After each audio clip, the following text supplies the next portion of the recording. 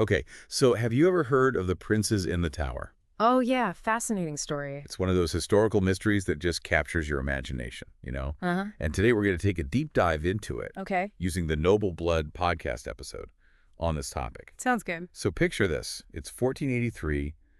England is right in the middle of this brutal power struggle. The War of the Roses. Right, exactly. The War of the Roses. Yorks versus Lancasters. And two young princes, they just vanished from the Tower of London. Poof. Yeah, just gone. Yeah. No one knows for sure what happened to them. Nope. So before we get into all the theories and the twists and turns, let's set the stage a little bit. Right. First of all, who was Richard III and how did he end up in a position of power? Well, Richard III was the younger brother of King Edward V.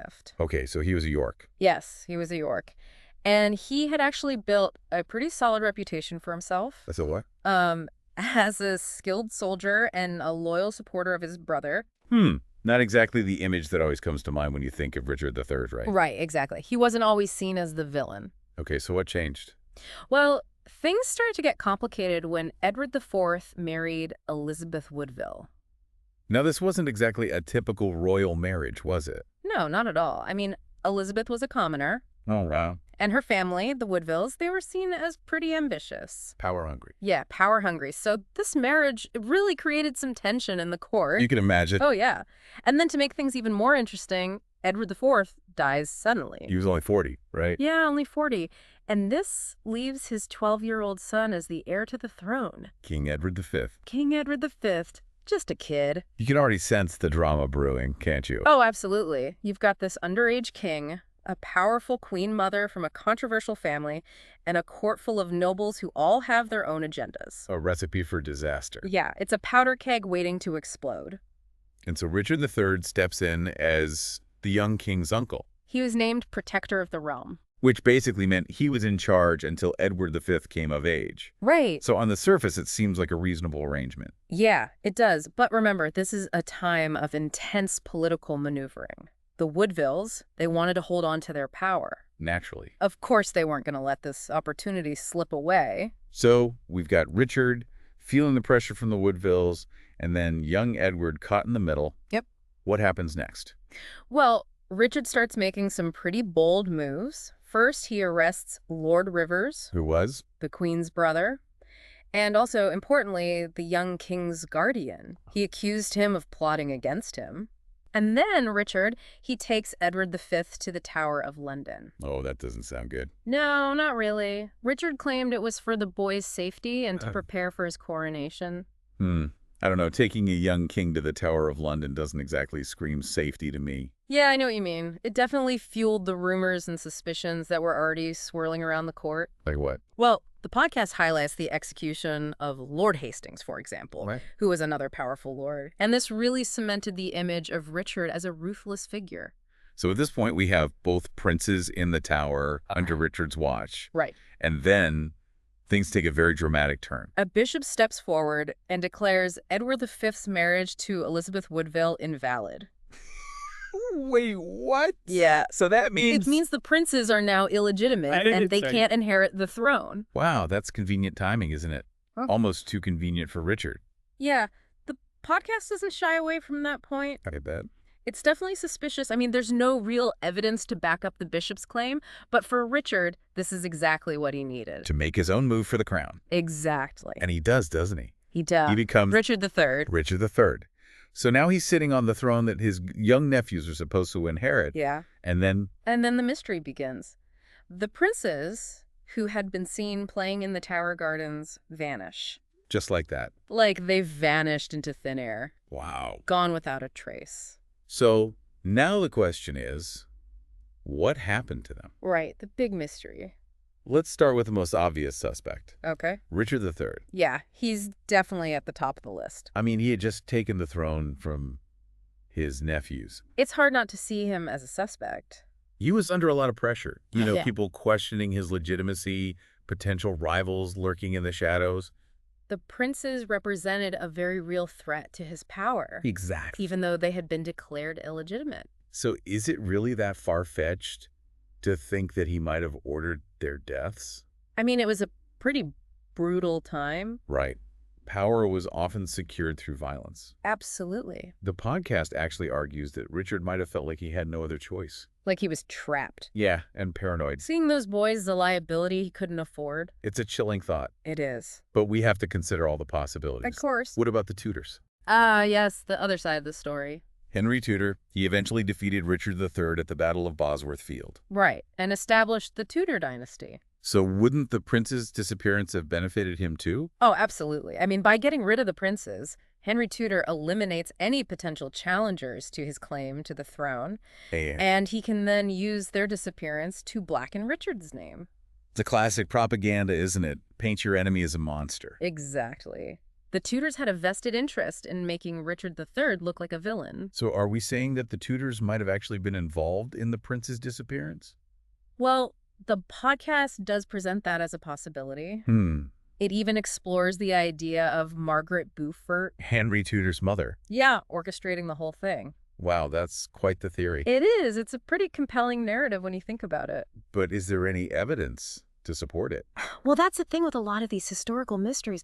Hard evidence is hard to come by. It's all speculation. A lot of it is, yeah. It's more about connecting the dots and seeing what makes sense. So we have Richard III potentially acting out of fear and paranoia, and we have the Tudors with a clear motive. Yep. Are there any other theories out there? Well, some people have suggested that the princes might have died of natural causes. In the tower. Yeah, I mean, disease was pretty common back then. That's true. And the conditions in the tower weren't exactly great for your health. But wouldn't there be some record of their illness or their deaths? You'd think so, right? But there isn't. Which makes it hard to believe. Yeah, the podcast points out that the timing of their disappearance is just too suspicious. Right after Richard takes power? Exactly. It makes natural causes seem less likely. So what about the skeletons that were found in the tower? Oh, you mean the ones found in 1674? Yeah. That was a big discovery at the time. They were buried under a staircase. Yeah, during some renovations. And they thought it was the princes. They did. They were the right age and size. So case closed. Well, not quite. I mean, this was the 17th century. They didn't have the forensic techniques that we have today. No DNA testing. No. So there was no way to know for sure if those skeletons really belonged to the princes. And then they were examined again in 1933. That's right. What happened then? Well, they confirmed that the skeletons were children of the right age. To be the princes. Right. But again, the science was still limited back then. So the mystery continues. It does. It's amazing, right? We're still talking about these events centuries later. It's a story that just keeps drawing us in. It does. And then, in 2012, something incredible happens. Oh, yeah. Talk about a plot twist. Richard III's skeleton is discovered. Buried under a parking lot in Leicester. A parking lot. Can you believe it? It's incredible, right? Talk about an unexpected discovery. So this discovery obviously reignites the debate about the princes. Of course. Because now people are thinking, maybe we can finally solve this mystery. With DNA testing. Exactly. If they could match the skeletons found in the tower to Richard III's DNA. Then we would know for sure if those were the princes. It seems like a pretty straightforward solution, right? It does. But there have been some roadblocks. Like what? Well, the Church of England and the royal family. They've been reluctant to allow DNA testing on the skeletons. Yeah, they're concerned about disturbing the supposed royal resting place. Right, and potentially damaging the skeletons. Exactly. So it's a stalemate. In a way, yeah. We have the technology to potentially answer this centuries-old question, but there are these ethical and historical considerations. That are preventing us from doing it. It's a tricky situation. It is. And the podcast brings up another interesting point. Even if we did have DNA confirmation. Would it really change people's minds? Right. People have such strong opinions about Richard III. Shaped by centuries of storytelling and interpretation. I mean, Shakespeare didn't exactly paint him in a flattering light, did he? No, not at all. His play really cemented the image of Richard III as this evil, power-hungry tyrant. And then you have the Tudor version of history. Which, of course, portrays Richard III as the villain. Because they were the ones who benefited from his downfall. Exactly. So it makes you wonder how much of what we believe about history is actually true. And how much of it is just the story that the winners wanted to tell. That's a great question, and it's one of the things that makes this whole story so fascinating. It really makes you think, doesn't it? About how history is written, how we interpret events, and how those interpretations can change over time. Absolutely. And how those interpretations continue to shape our understanding of the past. So after exploring all the theories and all the evidence, Where do we land? What do we think happened to the princes in the tower? well, I don't think we'll ever know for sure.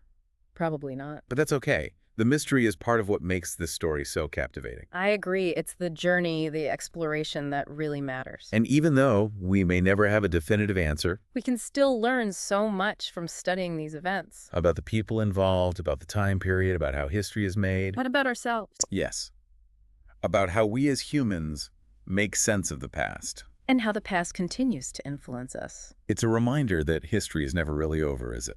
It's always with us. Well, on that note, I think it's time to wrap up our deep dive into the mystery of the princes in the tower. I agree. If you enjoyed this episode, be sure to subscribe to our show. And let us know what you think happened to those princes. We'd love to hear your theories. Join the conversation on social media. And until next time, keep exploring, keep questioning, and keep the love of history alive. See you next time.